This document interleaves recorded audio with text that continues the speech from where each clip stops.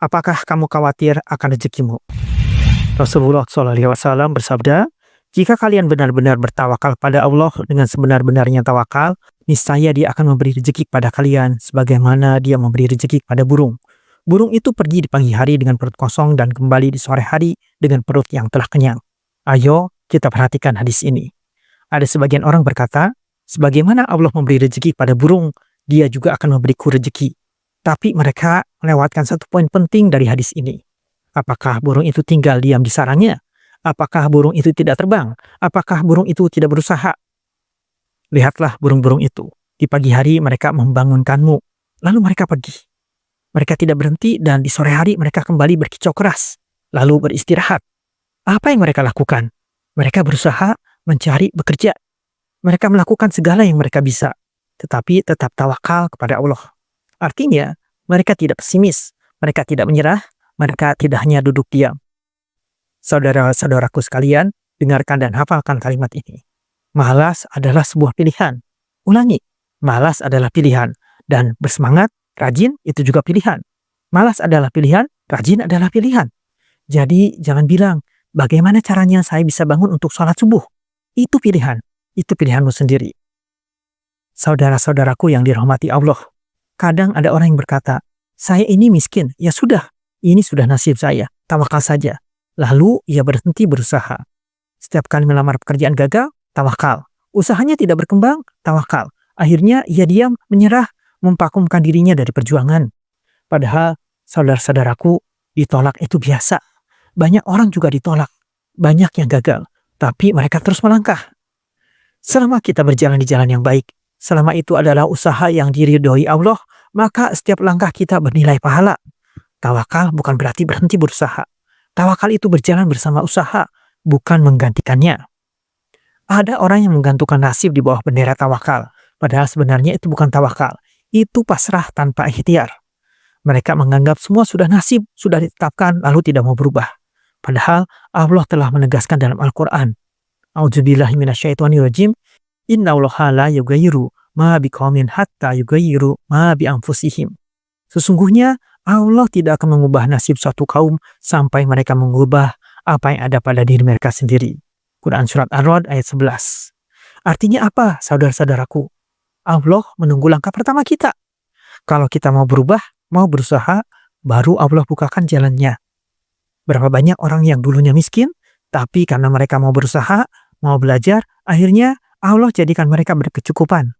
Berapa banyak orang yang dulu tidak tahu apa-apa, tapi karena semangatnya untuk berubah, akhirnya mereka menjadi orang yang berilmu. Jadi saudara-saudaraku, jangan salah paham dengan tawakal.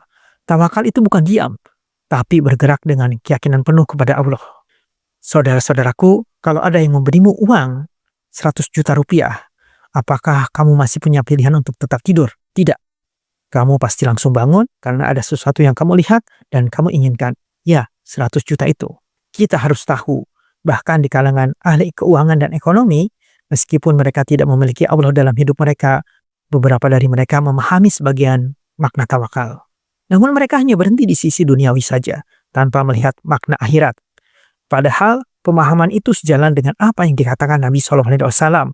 Hanya saja kita memiliki Allah dalam hidup kita. Ada seorang yang bernama Christian Uriatic, pendiri dan CEO Brooklyn Plans. Ia berkata bahwa mindset kekayaan adalah keyakinan bahwa alam semesta ini berlimpah. Mari kita ubah kata-kata ini. Keyakinan bahwa kerajaan Allah tidak akan pernah habis, bahwa Dia, Allah, selalu memberi. Orang ini menggunakan kata universe atau alam semesta menggantikan kata God atau Tuhan. Tapi maknanya tetap bahwa potensi kita tidak terbatas. Rasulullah SAW bersabda, mintalah pertolongan kepada Allah dan jangan pernah membuat dirimu lumpuh atau tidak berdaya. Jangan menyerah. Dia, Uriatic ini, juga berkata bahwa hal itu melibatkan tentang mengalahkan keyakinan negatif yang membatasi diri tentang uang atau tujuan hidup, untuk menembus batas-batas yang kita ciptakan sendiri agar bisa hidup lebih baik. Arti mudahnya, berhentilah menaruh penghalang di jalanmu, karena Allah tidak menaruh penghalang di jalanmu. Mereka menyebutnya sebagai scarcity mindset, atau pola pikir kekurangan. Ketika pikiranmu selalu berkata, tak peduli berapa banyak uang yang aku punya, aku akan kehilangannya, aku butuh lebih banyak, aku akan kekurangan. Sebaliknya, Milikilah abundance mentality atau pola pikir kelimpahan. Orang yang berpikir seperti ini, seperti yang kedua ini, merasa bahwa apapun yang terjadi, mereka akan selalu bisa bangkit, akan selalu punya cukup. Bukan karena mereka kaya, tapi karena mereka yakin Allah akan mencukupkan. Inilah pola pikir yang ditanamkan Nabi SAW dalam diri kita. Beliau bersabda, barang siapa memiliki atap di atas kepalanya, pakaian untuk dipakai, makanan untuk dimakan, dan merasa aman, maka seakan-akan dia telah memiliki dunia. Anda paham? Itu soal pola pikir, bukan soal uang, bukan soal berapa banyak isi rekeningmu. Di dunia ini kita melihat berapa banyak orang yang memiliki ratusan juta, miliar, atau triliunan. Tapi semakin banyak yang mereka punya, semakin takut mereka kehilangan. Mereka semakin kompetitif, semakin gelisah. Sebagian bahkan sampai mengalami gangguan mental. Ada orang yang punya rumah megah, tanah luas, kekayaan berlimpah, demi Allah. Tidak usah menyebut nama karena mungkin kalian juga mengenalnya. Namun mereka hidup pelit dan kikir. Tidak mau mengeluarkan sepeser pun karena takut kehilangan.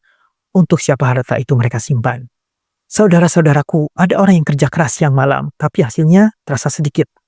Sementara ada juga orang yang kerjanya terlihat santai, tapi rezekinya berlimpah. Lalu siapa sebenarnya yang membagi rezeki? Allah lah yang membagi rezeki itu.